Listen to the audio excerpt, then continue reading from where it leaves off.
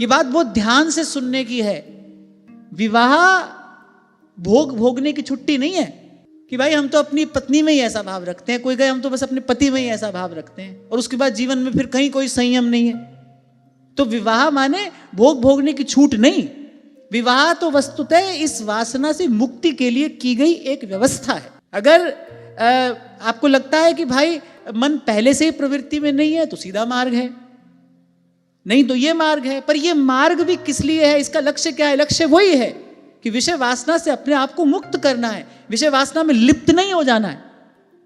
हमारे यहां शास्त्रों में स्पष्ट कहा गया है कि स्त्री पुरुष का समागम केवल संतानोत्पत्ति के लिए हो। एक बड़ी पवित्र भावना अपने हृदय में लेकर वो समागम भी केवल संतानोत्पत्ति के लिए हो, भोग की दृष्टि से नहीं। क्योंकि अगर भोग की दृष्टि से एक बार भोगा तो क्या होगा? सुखानुशयी राग है, वो जो सुख मिलेगा उसमें राग हो जाएगा, माने उसको फिर भोगने की इच्छा होगी। एक से ही तो अनेक तक की यात्रा होती है। एक बार भोगा तो फिर दूसरी बार की इच्छा होगी, 2 बार भोगा वो 2-4 पर ले जाएगा। तो स्त्री पुरुष का समागम भी केवल संतान उत्पत्ति के लिए है। तो विवाह एक व्यवस्था है। तो अगर गृहस्थ है तो फिर अपनी पत्नी के अतिरिक्त सभी में माता बहन की दृष्टि रखे। जो विरक्त है उसके लिए तो संसार की सभी स्त्रियां किसी भी अवस्था की हो उसमें मातृबुद्धि ही होनी चाहिए। और अगर गृहस्थ है तो अपनी एक पत्नी को छोड़कर बाकी सब में माता भगिनी की ही दृष्टि रखे। अरे हमारे यहां तो भक्तों ने विवाह का आश्रय लिया, ऐसा आचरण भक्तों ने करके दिखाया कि इसका आश्रय लेके अपने जीवन को संयमित पवित्र करके और वस्तुतः वानप्रस्थ और सन्यास के अधिकारी हो गए। पर एक प्रसंग मैंने कहीं पढ़ा था, बहुत पुरानी घटना भी नहीं है, 70-80 बरस पुरानी ये घटना होगी। एक महात्मा हुए श्री लोचन दास जी। अब पहले का समय ऐसा रहता था ना कि बाल्यकाल में ही विवाह हो जाता था और फिर गौना कुछ समय के बाद कराया जाता था। तो ऐसे ही बाल्यकाल में उनका विवाह हो गया। अब लेकिन उनकी रुचि कुछ भगवत भजन में थी, पर घर वालों ने विवाह करा दिया बड़ी छोटी अवस्था में। अब विवाह के बाद वो लग गए किसी संत की सेवा में। अब संत की सेवा में लगे, भक्ति के संस्कार तो उनमें पहले ही थे, संत की सेवा से वो संस्कार और पुष्ट हो गए। अब तो उनको लगा भाई किसी भी स्थिति में हमको घर संसार में तो जाना नहीं, संसार से उनको उपरति हो गई। अब लेकिन जब वो कन्या बड़ी हुई तब उसके परिवार वालों ने कहा कि भाई अब तो इसकी विदाई का समय है। अब पहले तो वो नहीं माने, फिर अब उन सब लोगों ने जाकर उन्हीं संत से प्रार्थना की जिनकी सेवा में वो थे। अब संत ने कहा यदि विवाह हो गया है तो बोले फिर तो तुमको कन्या का पाणी ग्रहण अब करना पड़ेगा, फिर तो अब ये तुम्हारा कर्तव्य है क्योंकि विवाह हुआ है। देवताओं की साक्षी में जो कार्य किया गया है बोले उससे इस प्रकार भागा नहीं जा सकता है। बोले विवाह हो गया है तो अब सदगृहस्थ की भांति अपना जीवन निर्वाह करो। अब भाई गुरु की आज्ञा है और गुरु की आज्ञा में तो कोई किंतु परंतु किया नहीं जा सकता।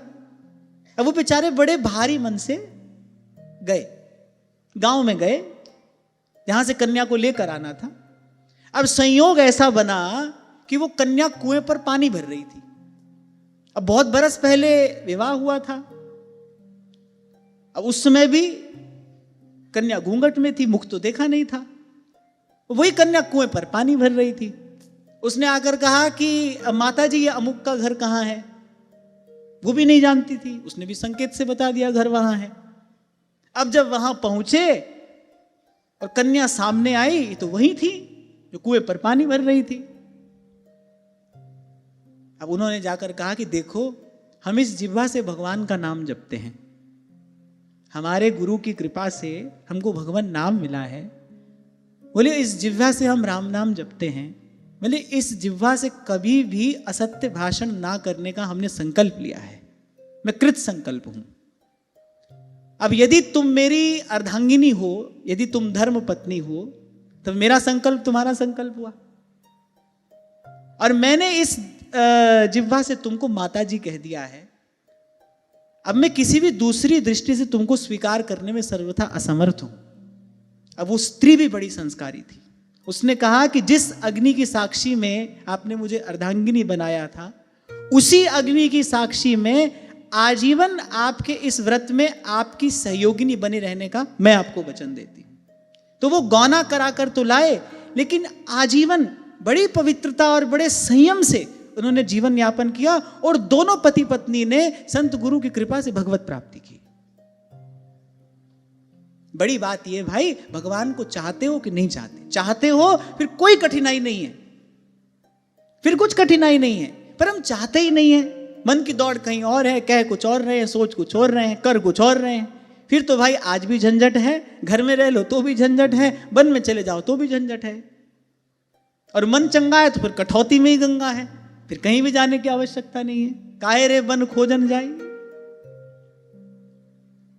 अच्छा, यदि भक्त की निष्ठा पक्की है तो भगवान उसके लिए सब अनुकूल कर देते हैं। अभी जो प्रसंग मैंने आपको सुनाया, अब देखो, उनका वस्तुतः मन था भजन करने का, उनके हृदय में कहीं स्वसुख का या वासना का लेश भी नहीं था। वो ईमानदारी से भजन ही करना चाहते थे। तो ठाकुर जी ने उनके लिए व्यवस्था की ना। सामने पत्नी कैसी है, उसने कहा कि मैं आपकी सहयोगिनी बनूंगी, कभी आपके लिए बाधा नहीं होंगी।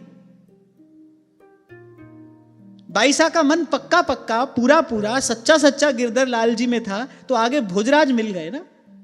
पहले ही दिन वचन दे दिया, मैं कभी आपकी छाया का भी स्पर्श नहीं करूंगा। जब आप खड़े होते हैं तो कुछ घेरे में कुछ दूर तक आपकी छाया होती है ना। महाराज कुमार भोजराज ने वचन दिया था, आपकी छाया का भी स्पर्श नहीं करूंगा, माने इतनी दूर से ही आपसे कुछ चर्चा करनी होगी तो करूंगा, इससे अधिक आपके निकट नहीं आऊंगा। और उस धीर वीर ने ऐसा संकल्प निभाया, और इतिहास साक्षी है। बाईसा को गिरधर लाल बाद में मिले, उनको पहले ही मिल गए। पर भाई, इस सब के मूल में क्या है? इस सब के मूल में चाह है। चाह संसार की है तो दौड़ संसार की ओर ही होगी। इसलिए कई बार आपसे कहता हूं ना, आप क्या करते हो, कहां रहते हो, क्या खाते हो, क्या पहनते हो, इससे प्रयोजन बाद में है। सबसे पहले चाहते क्या हो। माला भी कर रहे हो, सेवा भी कर रहे हो, पर पहले चाहते क्या हो, यहां पर स्पष्ट होना आवश्यक है। प्रभु को चाहते हो तो हर काम पूजा है, प्रभु को चाहते हो तो फिर हर काम पूजा है, जहां जहां जाऊं तुम्हारी सेवा। और संसार को चाहते हो तो पूजा भी काम है। अब काम करोगे तो भाई कुछ तो उसका फल मिलेगा। जगत मजूरी देते हैं, क्यों राखे भगवान।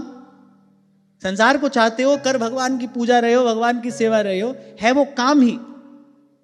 काम का जो आपको फल मिलना चाहिए वो भगवान दे देंगे। थोड़े उदार हैं, संसार से थोड़ा अधिक दे देंगे। तो गृहस्थ हो तो फिर ऐसा जीवन जिए।